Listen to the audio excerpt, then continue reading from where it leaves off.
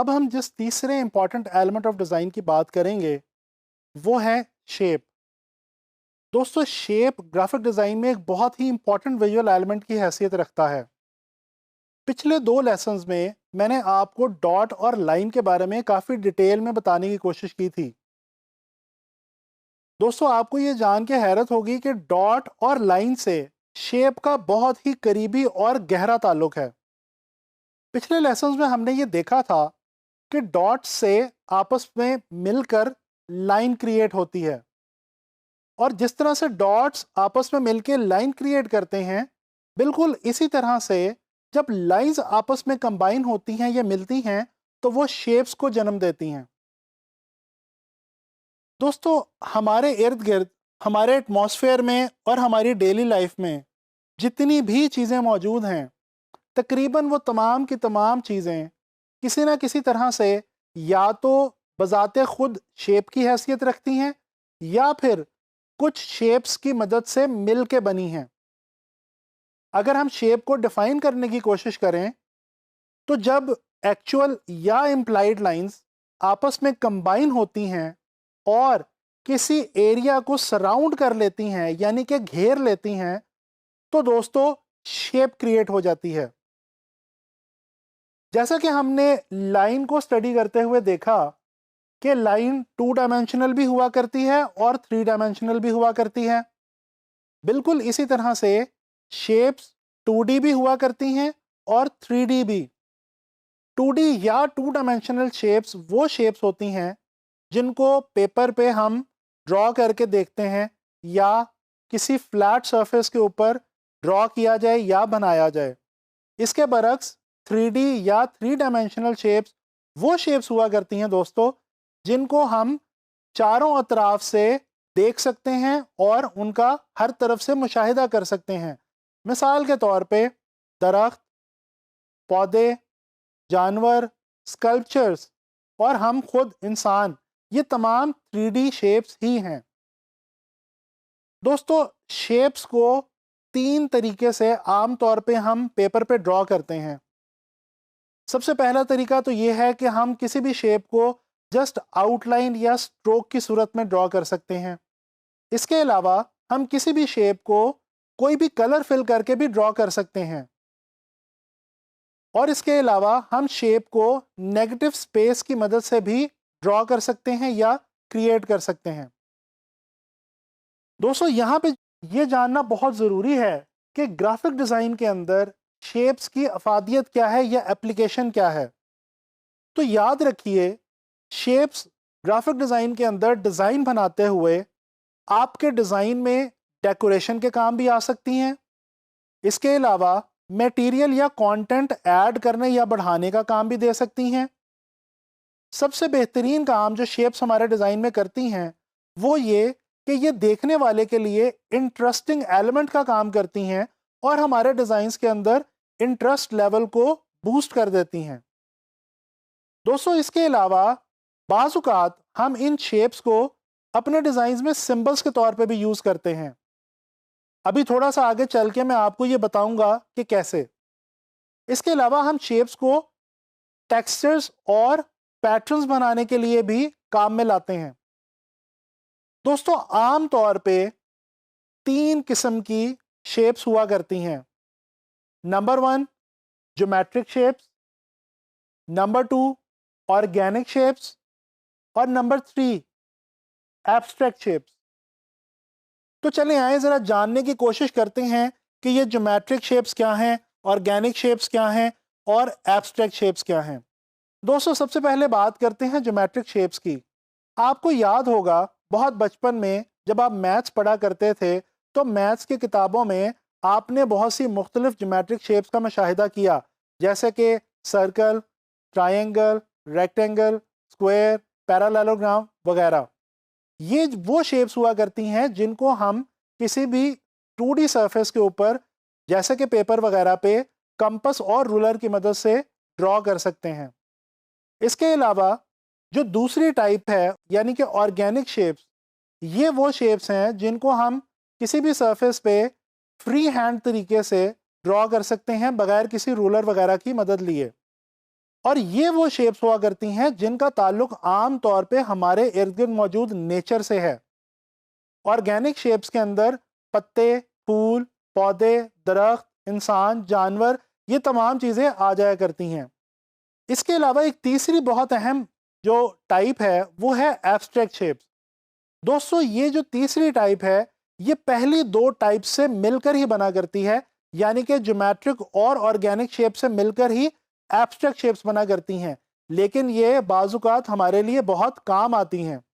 जैसे कि अभी थोड़ी देर पहले मैंने आपको बताया कि शेप्स की मदद से हम सिंबलिज्म का काम भी लिया करते हैं।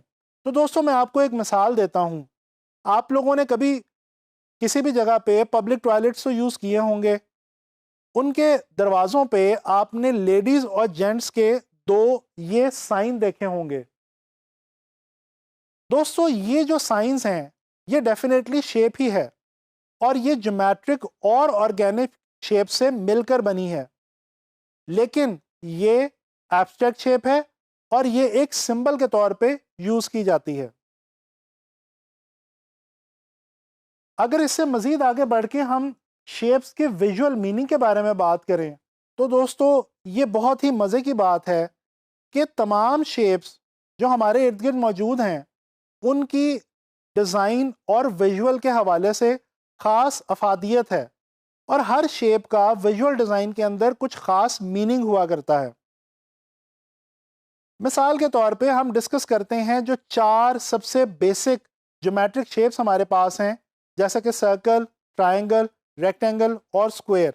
जानने की कोशिश करते हैं कि इन चारों शेप्स की विजुअल डिज़ाइन के लिए क्या एप्लीकेशन हो सकती है या क्या विजुअल मीनिंग हो सकता है। दोस्तों, सबसे पहले बात करते हैं सर्कल की। मेरा आप लोगों से एक सवाल है, क्या आप लोगों ने कभी सोचा है कि क्रिकेट और फुटबॉल में यूज होने वाली बॉल हमेशा राउंड ही क्यों हुआ करती है? या गाड़ियों और बाइक्स में यूज होने वाले व्हील्स यानी कि टायर्स वो भी हमेशा राउंड ही क्यों हुआ करते हैं? जी जनाब, इसका मकसद ये है कि राउंड चीज मूवमेंट या मोशन के काम आती है, इसीलिए ये तमाम चीजें हमेशा राउंड बनाई जाती हैं। तो इससे हमें ये पता चला कि जब हम कोई भी डिज़ाइन बना रहे होंगे और हमें अगर अपने डिज़ाइन में मूवमेंट या मोशन की फील देनी होगी तो हम सर्कुलर शेप्स का सहारा ले सकते हैं। इसी तरह से बात करते हैं ट्रायंगुलर शेप्स की। दोस्तों, रोड्स के ऊपर आप रोड साइंस देखते हैं। आप देखते हैं कि इन डिफरेंट रोड साइंस में एरो का इस्तेमाल बहुत ज़्यादा किया जाता है। एरो एक शेप ही है जिसके एंड पे ट्रायंगुलर शेप का इस्तेमाल किया जाता है। दोस्तों, अगर आप किसी इवेंट पे जाएं तो आप वहां पे डायरेक्शनल साइंस देखते हैं। ये डायरेक्शनल साइंस भी एरो की मदद से ही आपको किसी खास लोकेशन की तरफ डायरेक्ट करने का काम करते हैं। इनके अंदर भी ट्रायंगल का इस्तेमाल किया जाता है। तो अब ज़रा सोच के बताइए कि इस एग्जाम्पल के कॉन्टेक्स्ट में ट्रायंगल जो शेप है इसका क्या विजुअल मीनिंग हुआ? जी बिल्कुल सही। ट्रायंगल की जो शेप है ये डायरेक्शन देने के काम आती है। लिहाजा हमें पता चला कि अगर हमें डिज़ाइन बनाते हुए अपने डिज़ाइन के अंदर डायरेक्शन की सेंस देनी हो तो हम ट्रायंगुलर शेप्स का सहारा ले सकते हैं। चलें बात करते हैं एक ऐसी चीज़ की जिसका इस्तेमाल आप रोज़ाना उस वक्त करते हैं जब आप घर से बाहर निकलते हैं। दोस्तों, तकरीबन हम सभी लोग डेली रोड्स के ऊपर ट्रैवल करते हैं। आपको पता है कि रोड्स की विड्थ इतनी नहीं हुआ करती जितनी उनकी लेंथ हुआ करती है। ऐसा क्यों है? दरअसल रोड्स डिस्टेंस को कवर करने के लिए इस्तेमाल होती हैं। अगर आप रोड्स को ऊपर से देखें तो एरियल व्यू में रोड रेक्टेंगल की शक्ल की दिखेगी। तो इसका मतलब ये हुआ कि रोड्स लेंथ या डायरेक्शन की सेंस देती हैं। लिहाजा अगर हमें अपने डिज़ाइन में कहीं भी लेंथ या डायरेक्शन को शो करना हो तो हम रेक्टेंगुलर शेप्स का सहारा ले सकते हैं। दोस्तों, आखिरी ज्योमेट्रिकल सिंपल शेप की बात करते हैं जो कि है स्क्वायर। कभी आप लोगों में से किसी के साथ ऐसा हुआ है कि आपके किसी दोस्त या रिश्तेदार ने घर नया नया शिफ्ट किया हो, आप उसके घर मेहमान जाएं और उसके घर में कार्टन्स पड़े हों। दोस्तों उन कार्टन्स को दूर से देख के ही आपको यह एहसास होगा कि इनके अंदर कोई चीज़ मौजूद है, कोई वेट मौजूद है। बेशक वो खाली ही क्यों ना हो, लेकिन आपको बज़ाहिर देख के उनके अंदर वेट का एहसास होगा। उसकी वजह यह है कि उनकी जो शेप है वो स्क्वायर है, और स्क्वायर जो शेप है ये हमेशा वेट या स्ट्रेंथ को शो करती है। लिहाजा जब हम डिज़ाइन बना रहे हों और हमें अपने डिज़ाइन के अंदर वेट या स्ट्रेंथ को शो करना हो तो हम स्क्वायर शेप्स का सहारा ले सकते हैं। दोस्तों जब हम शेप्स को एक दूसरे से दूर या करीब मूव करके देखते हैं तो बेसिकली हम डिज़ाइन के ही एक प्रिंसिपल प्रॉक्सिमिटी के ऊपर काम कर रहे होते हैं। आने वाले लेक्चर्स में मैं आपसे प्रॉक्सिमिटी के बारे में काफ़ी डिटेल में बात करूंगा। दोस्तों ये जो प्रॉक्सिमिटी का अमल है ये बेसिकली ग्राफिक डिज़ाइन के अंदर मैसेज को कन्वे करना आसान बनाती है। बेसिकली जब हम शेप्स को दूर या नज़दीक करते हैं तो उनके बीच में आपस में एक रिलेशन क्रिएट होता है।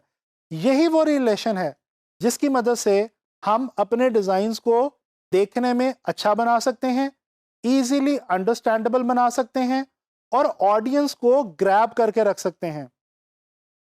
दोस्तों शेप्स के हवाले से एंड में मैं आपसे 2 एग्जांपल शेयर करना चाहूँगा। सबसे पहले तो अगर हम नज़र डालें डिफरेंट ब्रांड्स के लोगोस की तरफ, आपके सामने स्क्रीन पे इस वक्त डिफरेंट ब्रांड्स के लोगोस मौजूद हैं। अगर आप गौर से देखें तो आपको अंदाज़ा होगा कि ये जो तमाम लोगोस हैं ये डिफरेंट किस्म की शेप से आपस में मिल के बने हैं और अब ये पूरा एक मीनिंग कन्वे कर रहे हैं। बिल्कुल इसी तरह से अगर बात की जाए लेटर्स की, चाहे कोई भी लेटर हो वो डिफरेंट ज्योमेट्रिक, ऑर्गेनिक या एब्स्ट्रैक्ट शेप से मिलके बनता है और उसका लैंग्वेज के अंदर एक अपना मीनिंग हुआ करता है। बिल्कुल इसी तरह से जब एक से ज़्यादा लेटर्स आपस में कंबाइन होते हैं तो बेसिकली वो भी शेप्स ही आपस में कंबाइन हो रही होती हैं और एक वर्ड हमारे सामने विजुअल फॉर्म में आ जाता है जिसका कि एक नया मीनिंग हो सकता है। दोस्तों उम्मीद करता हूँ कि आप लोगों को शेप्स के हवाले से ग्राफिक डिज़ाइन में अब कभी भी दिक्कत नहीं होगी और आप कोशिश करेंगे कि अपने इर्द गिर्द अपने माहौल में मौजूद डिफरेंट ऑर्गेनिक, ज्योमेट्रिक और एब्स्ट्रैक्ट शेप्स को ढूंढें और उनके विजुअल मीनिंग को तलाश करने की कोशिश करें। इस तरह से आपको ग्राफिक डिज़ाइन में बहुत ज़्यादा हेल्प होगी।